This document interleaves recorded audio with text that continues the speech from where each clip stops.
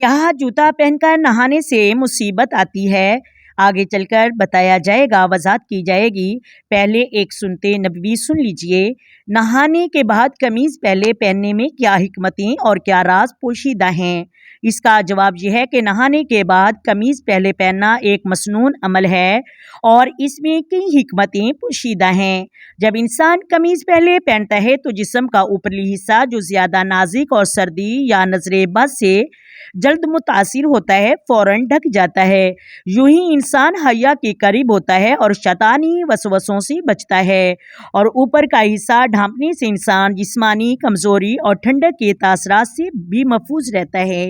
قمیض پہلے پہننے میں ترتیب اور وقار ہے جو انسان کی شخصیت کو نکھارتی ہے اور سنت نبوی صلی اللہ علیہ وآلہ وسلم پر عمل بھی ثابت بنتا ہے۔